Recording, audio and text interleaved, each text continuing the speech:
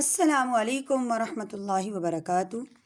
آج کی کلاس میں ہم بات کریں گے دعا کے حوالے سے کہ ہماری دعائیں قبول کیوں نہیں ہوتی۔ ایسا کیا ہے کہ ہم دعائیں کر رہے ہوتے ہیں اور وہ دعا قبول نہیں ہو رہی تھی، حالانکہ قرآن پاک میں خود اللہ تعالیٰ یہ فرماتے ہیں کہ میرے بندے تم مجھ سے مانگو، میں تمہاری دعا کو قبول کروں گا۔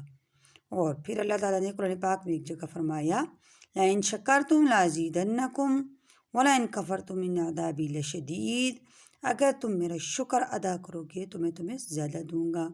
اور احادیث مبارکہ سے بھی ہمیں یہ معلوم ہوتا ہے کہ اللہ تعالیٰ بندے کی دعا کو ضرور قبول کرتے ہیں، اور خاص طور پہ رمضان المبارک کے اس ببرکت مہینے میں اللہ تعالیٰ کوئی دعا ایسی نہیں ہے کہ جس کو رد کریں۔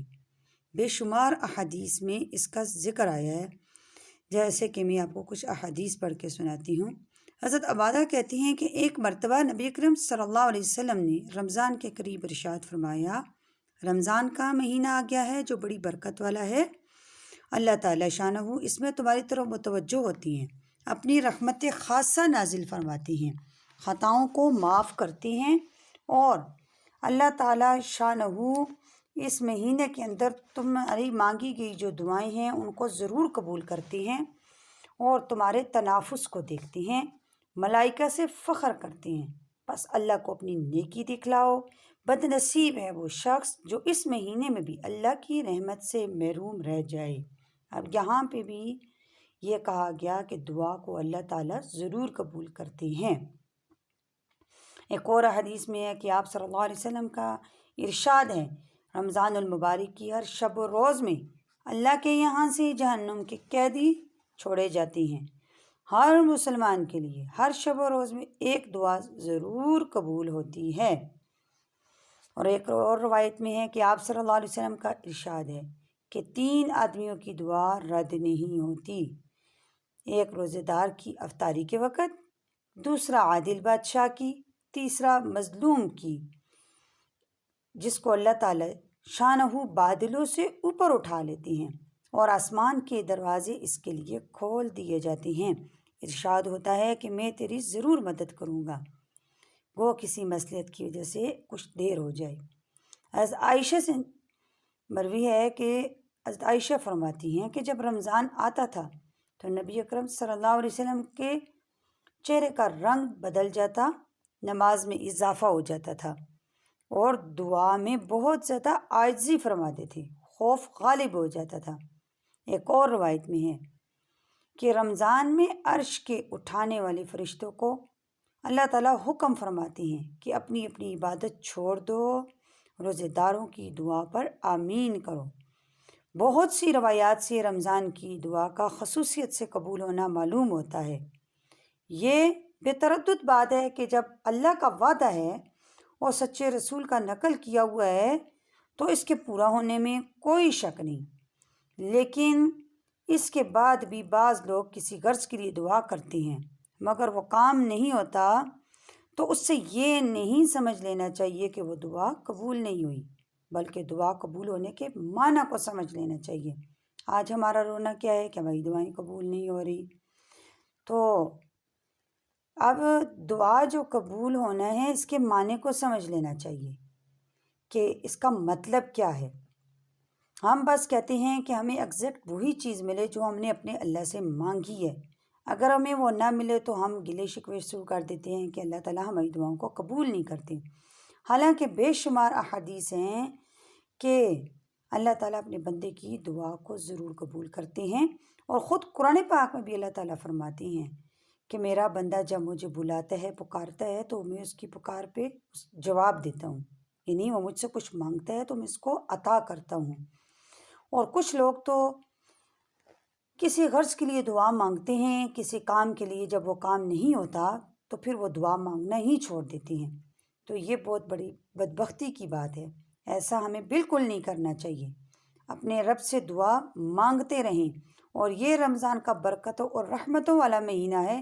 ان احادیث مبارکہ میں رمضان کی فضیلت بتائی گئی کہ اللہ تعالیٰ ضرور اس مہینے کے اندر دعاؤں کو قبول کرتے ہیں۔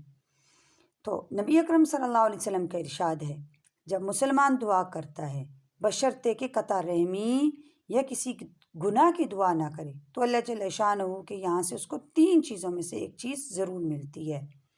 نمبر 1، یا خود وہی چیز ملتی ہے جس کی اس نے دعا کی، یا اس کے بدلے میں کوئی مصیبت اس سے ہٹا دی جاتی ہے، یا آخرت میں اسی قدر ثواب اس کے حصے میں لکھ دیا جاتا ہے۔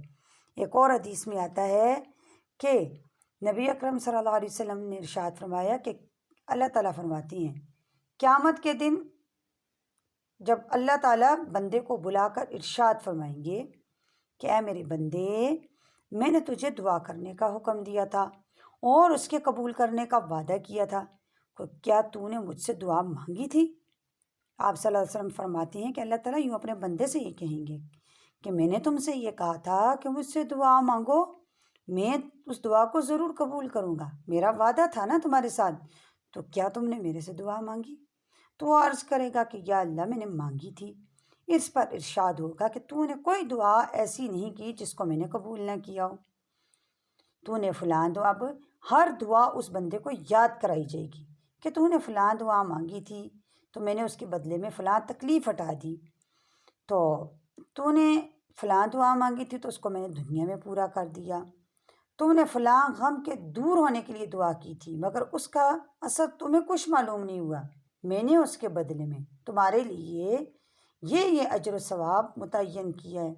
آپ صلی اللہ علیہ وسلم ارشاد فرماتے ہیں کہ اس کو ہر دعا یاد کرائی جائے گی، یعنی وہ جو بندہ ہوگا اس کو ہر دعا اس کی یاد کرائی جائے گی۔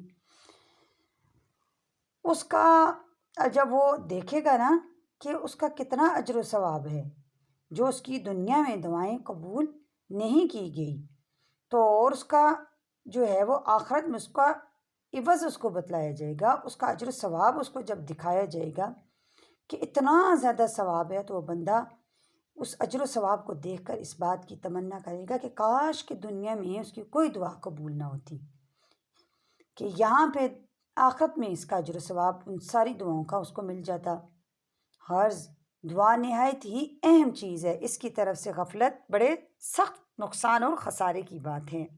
اب ہوتا ہی ہے ہم لوگ جو ہے وہ غلط فہمی میں بعض اوقات ایسی چیز مانگتے ہیں جو ہمارے لیے مناسب نہیں ہوتی۔ اس کے ساتھ دوسری ضروری اہم بات، قابل لحاظ بات یہ ہے کہ بہت سے مرد اور عورتیں تو خاص طور سے اس مرض میں مبتلا ہیں کہ بسا اوقات غصے میں یا رنج میں اولاد وغیرہ کو بددعا دے دیتے ہیں۔ یاد رکھیں کہ اللہ جل شانہ کے عالی دربار میں بعض اوقات ایسے خاص قبولیت کے ہوتے ہیں کہ جو مانگو تو مل جاتا ہے۔ اب یہ اپنی دعاؤں، اپنی جو اولاد ہے یا اپنے جانور ہیں ان کو بددعا دے دیتے ہیں، پھر بعد میں کیا کرتے ہیں کہ ساری زندگی روتے رہتے ہیں۔ تو اس لیے بددعا جو ہے وہ بھی نہیں دینی چاہیے، اور بعد میں جب پریشانی آتی ہے، مصیبت آتی ہے، تو پھر کیا کرتے ہیں، روتے رہتے ہیں، اور یہ خیال نہیں آتا کہ یہ مصیبت خود ہماری مانگی ہوئی مصیبت آ گئی ہے۔ نبی اکرم صلی اللہ علیہ وسلم کا ارشاد ہے اپنی جانوں اور اولاد کو نیز مال اور خادموں کو بددعا نہ دیا کرو، کیونکہ اللہ کے یہاں کسی ایسے خاص وقت میں وہ واقعہ ہو جائے گی جو قبولیت کا ہے، اور بالخصوص رمضان المبارک کا مہینہ، تمام جو پورا مہینہ ہے یہ بہت ہی خاص وقت ہے، اس میں اہتمام سے اس چیز سے بچنے کی کوشش کرنی چاہیے۔ اب ایک اور حدیث میں ہے کہ اللہ تعالیٰ فرماتے ہیں کہ آپ صلی اللہ علیہ وسلم کا ارشاد ہے کہ رمضان المبارک میں اللہ کو یاد کرنے والا شخص بخشایا ہے، اللہ سے مانگنے والا نہ مراد نہیں رہتا، یعنی کہ جو اللہ سے مانگتا ہے تو اللہ تعالیٰ اس کو ضرور عطا کرتے ہیں۔ تو آپ دیکھیں ان احادیث مبارکہ سے تو ہمیں یہ پتہ چلتا ہے کہ دعا ضرور قبول کی جاتی ہے، لیکن ہم لوگ رو رہتے ہیں کہ ہماری دعائیں قبول نہیں ہوتی۔ تو میں نے آپ کو حدیث پڑھ کے سنا دی کہ دعا جو قبول نہیں ہوتی تو ضروری نہیں ہے کہ ہمیں ایگزیکٹ وہی چیز ملے۔ بعض اوقات ایسا ہوتا ہے کہ انسان کی جو دعا قبول نہیں ہوتی اس کی وجہ سے اس کو 3 چیزوں میں سے جو دعا کرتا ہے عطا کی جاتی ہیں۔ ایک تو یا وہی چیز ایگزیکٹ مل جاتی ہے، یا اس کے اوپر سے اس دعا کے بدلے کوئی مصیبت ٹل جاتی ہے، یا اللہ تعالیٰ اس کے لیے اس اجر و ثواب کو جو اس نے دعا مانگی تھی وہ قبول نہیں کرتے، لیکن اس کا جو اجر اور ثواب ہے اس کو قیامت کے دن اس کو دکھائیں گے، یعنی اس کے لیے ذخیرہ کر دیتے ہیں۔ اب ہماری جو دعا ہے وہ ہم نے نماز کے ساتھ ملحق کی ہوئی ہے۔ ہم کہتے ہیں ہم نماز پڑھتے ہیں، ہماری دعا قبول نہیں ہوتی۔ جب ہماری دعا قبول نہیں ہوتی تو ہم کیا کرتے ہیں؟ ہم نماز سے بھی نعوذ باللہ بدل ہو جاتے ہیں۔ تو دیکھیں، اگر آپ کے بدن پہ کپڑا نہیں ہوگا، آپ کے کھانے کے لیے ایک لقمہ نہیں ہوگا، تو نماز تو تب بھی فرض ہے مسلمان پہ۔ نماز تو اس کو ہر حال میں پڑھنی ہے۔ اب یہ نہیں سوچنا چاہیے کہ دعائیں قبول نہیں ہو رہی تو ہم قرآن کی تلاوت چھوڑ دیں گے، ہم جو ہے نماز کو چھوڑ دیں گے۔ نہیں، بلکہ جو دعا قبول نہیں ہو رہی تو اس میں اللہ کی کوئی نہ کوئی حکمت ہے، اس میں اللہ کی مصلحت ہے کہ اللہ تعالیٰ اس دعا کو کیوں نہیں قبول کر رہے۔ اب میں آپ کو ایک واقعہ بتاتی چلوں کہ جب آپ اللہ تعالیٰ کا شکر ادا کرتے ہیں تو اللہ تعالیٰ کیا کرتے ہیں؟ آپ کو اور زیادہ دیتے ہیں، کیونکہ خود قرآن میں اللہ تعالیٰ نے فرمایا نا، لَإِن شَكَرْتُمْ لَأَزِيدَنَّكُمْ وَلَإِن كَفَرْتُمْ إِنَّ عَذَابِي لَشَدِيدٌ۔ تو میرے اگر شکر ادا کرو گے تو میں تمہیں زیادہ دوں گا، نہ شکری کرو گے تو میرا عذاب بھی بڑا سخت ہے۔ اس کے بارے میں آپ کو ایک واقعہ بتاتی چلوں کہ حضرت موسیٰ علیہ السلام کے دور میں ان کے پاس ایک شخص آیا۔ پہلا 2 شخص آئے تھے۔ پہلا جو شخص تھا تو اس نے آ کر اپنی مال کی فراوانی کا ذکر کیا کہ میرے پاس مال و دولت بہت زیادہ ہے، مجھ سے سنبھالا نہیں جاتا، کوئی ایسا طریقہ بتائیں کہ یہ مال و دولت کم ہو جائے۔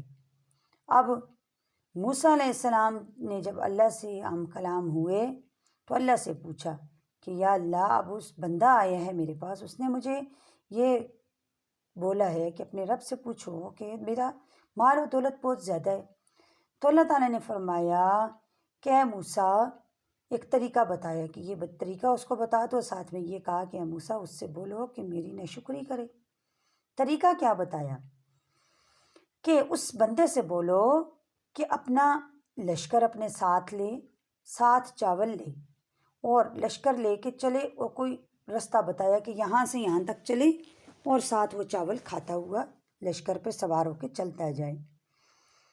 اب موسیٰ علیہ السلام نے جب اس کو یہ بتایا کہ ایسا کرو کہ تم اپنا لشکر لو ساتھ میں اور چاول لے کے کھاتے ہوئے چلتے جاؤ، اس بندے نے کیا کیا کہ اپنا لشکر لیا، لشکر لے کے چاول اس نے اٹھائے، پلیٹ اٹھائی، اور وہ لشکر ساتھ ساتھ چل رہا تھا اور ساتھ ساتھ مطلب کہ اپنے گھوڑے پہ بیٹھتا ہوا جا رہا تھا اور ساتھ میں چاول کھاتا ہوا جا رہا تھا۔ اب ہوا ایسے کہ راستے میں ایک جگہ اس سے ایک چاول کا دانہ نیچے گرا، اس نے پورے لشکر کو روکا، روک کے نیچے اترا اور وہ چاول کا دانہ اٹھا کے اس کو صاف کیا اور کھایا۔ تو موسیٰ علیہ السلام نے جب اس کو یہ بتایا طریقہ کہ ایسا کرو کہ تمہارا مال و دولت کم ہو جائے گا، کچھ دنوں کے بعد پھر وہ آیا اور آ کے اس نے کہا کہ اے اللہ کے نبی، میں نے تو آپ سے یہ کہا تھا کہ اپنے رب سے دعا کیجئے کہ میرا مال و دولت کم ہو، لیکن آپ نے جو مجھے طریقہ بتایا ہے اس سے میرا مال و دولت مزید بڑھ گیا ہے۔ تو موسیٰ علیہ السلام نے فرمایا کہ اللہ کی ناشکری کرو۔ اس نے کہا میں کیسے ناشکری کروں؟ مجھے اللہ تعالیٰ نے اتنا دیا ہوا تو کیا میں اللہ کی ناشکری کروں؟ تو موسیٰ علیہ السلام نے فرمایا کہ تم اللہ کے اتنے شکر گزار بندے ہو کہ جب تم سے چاول کا ایک دانہ زمین پہ گر گیا تو تم نے پورے لشکر کو روک کے وہ چاول کا دانہ اٹھا کے اس کو صاف کر کے کھایا، تو اللہ تم سے اپنا رزق کیسے لیں گی؟ جب تم اتنا شکر ادا کر رہے ہو تو شکر پہ تو اللہ کی مزید دینے کی جو ہے وہ بشارت ہے۔ اللہ فرماتے ہیں لَإِن شَكَرْتُمْ لَأَزِيدَنَّكُمْ، میرا شکر ادا کرو گے تو میں تمہیں زیادہ دوں گا۔ اب ایک اور بندہ آیا اور اس نے آ کے یہ شکایت کی کہ اے اللہ کے نبی، میرے پاس کھانے کے لیے کچھ نہیں، پہننے کے لیے کچھ نہیں، اپنے رب سے دعا کریں کہ میرے اوپر اپنی نظر کرم کریں۔ تو اللہ تعالیٰ نے فرمایا کہ اس سے بولو کہ میرا شکر ادا کرے۔ اب ہوا ایسے کہ موسیٰ علیہ السلام کے راستے میں دیکھا کہ وہ بندہ ریت کے اندر اس نے اپنے آپ کو چھپایا ہوا تھا، اس کے پاس پہننے کے لیے کپڑے بھی نہیں تھے۔ تو موسیٰ علیہ السلام نے اس سے بولا کہ اے اللہ کے بندے، میرا رب یہ کہتا ہے کہ میرا شکر ادا کرو، میں تمہیں عطا کروں گا، تو کہنے لگا کہ میں کس چیز پہ اللہ کا شکر ادا کروں؟ میرے پاس کھانے کے لیے روٹی نہیں، پینے کے لیے پانی نہیں، پہننے کے لیے لباس نہیں، تو میں کس چیز پہ اللہ کا شکر ادا کروں؟ آسمان سے زور کی ہوا آئی اور وہ جس ریت سے اس نے اپنا جسم ڈھانپا ہوا تھا تو وہ ریت بھی اڑا کے ساتھ لے گی۔ تو یہ بات ہے شکر پہ، جتنا آپ اللہ کا شکر ادا کریں گے اللہ تعالیٰ آپ کو عطا کریں گے، آپ کی دعاؤں کو قبول کریں گے، آپ کو دیں گے۔ ناشکری کریں گے تو اللہ تعالیٰ نہیں دیں گے۔ اور جو دعا قبول نہیں ہوتی تو اس سے ہمیں بد دل نہیں ہونا چاہیے، اس سے ہمیں یہ نہیں سوچنا چاہیے کہ ہم دعا مانگنا چھوڑ دیں، بلکہ اللہ تعالیٰ ارحم الراحمین ہے۔ اللہ تعالیٰ 70 ماؤں سے بھی زیادہ پیار کرنے والے ہیں۔ 99 درجے اللہ نے محبت کے اپنے پاس رکھے تو ایک درجہ محبت کا زمین پر اتارا۔ جو ایک درجہ ہے وہ اسی محبت کے ایک درجے کی وجہ سے ماں اپنے بچے سے اتنا پیار کرتی ہے، تو کیا وہ رب جو 70 ماؤں سے زیادہ پیار کرنے والا ہے وہ اپنے بندے سے پیار نہیں کرتا؟ نہیں، ضرور کرتا ہے، اپنے بندے کی دعا کو قبول کرتا ہے، لیکن بعض اوقات دعا جو قبول نہیں ہوتی اس میں اللہ تعالیٰ کی مصلحت ہوتی ہے، تو اللہ تعالیٰ سے شکوے نہیں کرنی چاہیے، اور نہ ہی ایسا کرنا چاہیے کہ دعا قبول نہ ہونے پر نماز چھوڑ دی، دعا قبول نہ ہونے پر اللہ تعالیٰ سے بد دل ہو گئے، اللہ تعالیٰ سے جو ہے بد ظن ہو گئے۔ نعوذ باللہ، ایسا نہیں کرنا چاہیے۔ امید ہے کہ آج کا لیسن آپ کو سمجھ آ چکا ہوگا۔ السلام علیکم ورحمۃ اللہ وبرکاتہ۔